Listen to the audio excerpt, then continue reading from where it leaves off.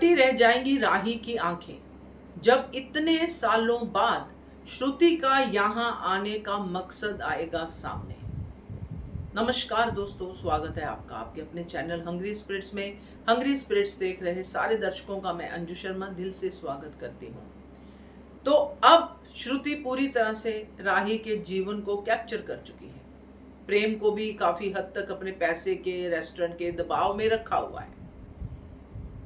इस सब के पीछे मतलब क्या है? क्योंकि इतने सालों बाद वो सिर्फ राही को लेने तो नहीं आई है। राही द्वारका पीरियड चला गया, आशा भवन चला गया, इतने साल उसको राही की याद नहीं आई।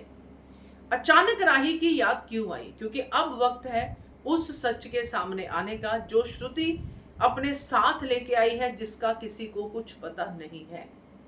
चलिए चर्चा करते हैं। पहले वही निवेदन, जिन्होंने अभी तक चैनल को सब्सक्राइब नहीं किया है कर लीजिए, साथ में दोस्तों बेल आइकॉन दबाइएगा ताकि आपको हमारे वीडियोस के नोटिफिकेशन मिलते रहें। श्रुति का अनुज के साथ कोई रिश्ता नहीं है, एक दोस्ती का रिश्ता था, वही था, मगर अब मुझे लगता है कि वो भी रिश्ता भूल चुकी है। अब वो अनुज को भी पैसे के लिए ही यूज कर रही होगी। हमने अंदाजा लगाया था पहले कि अनुज शायद श्रुति के पास ही होगा, जिसका किसी को पता ही नहीं चला कहां गया। श्रुति के पास होगा और श्रुति किसी को पता चलने भी क्यों देगी? तो क्या सिर्फ अनुज ही होगा श्रुति के पास? अगर अनुज श्रुति के पास है तो अनुज के लिए राही क्यों चाहिए? उसको ठीक करने के लिए अनुज को किस लिए चाहिए राही? अगर इस मंतव्य से आई है राही को लेने के लिए, फिर तो बहुत ही क्लियर है, चुपचाप राही को लेके जाए, सरप्राइज दिखाए कि यहाँ पे तुम्हारे पॉप हैं। तो बात तो सिंपल है, राही इमोशनल हो जाएगी। मगर वो यहाँ पे अनुपमा को भी पता नहीं लगने देना चाहती, मगर राही को चुपचाप उड़ाना चाहती है। मुझे जो लगता है दोस्तों, क्योंकि ये भी एक पर्सपेक्टिव हो सकता है कि अनुज का श्रुति के पास होना, मगर अकेला अनुज नहीं है, अनुज के साथ उसकी प्रॉपर्टी भी होगी जो शायद अनुज को भी नहीं पता होगा। कई बार होता है, इन्वेस्टर्स कर देते हैं इतना सारा इन्वेस्ट अपने जगह जगह पे, जो शायद श्रुति को ही पता होगा कि श्रुति उन 5 सालों में अनुज के साथ थी।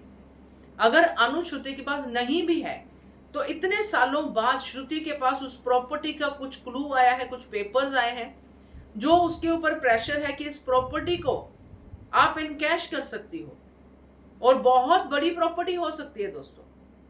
और इस पे क्योंकि श्रुति का कोई रिश्ता नहीं था, ना तो श्रुति पार्टनर थी अनुज की, जो भी था शायद उस प्रॉपर्टी में ना भी हो पार्टनर, मगर जो भी था उसमें श्रुति के साइन नहीं चलेंगे। अगर चलेंगे तो राही के, आद्या के, क्योंकि अनुज ने अपनी सारी चीज आद्या के नाम की होगी।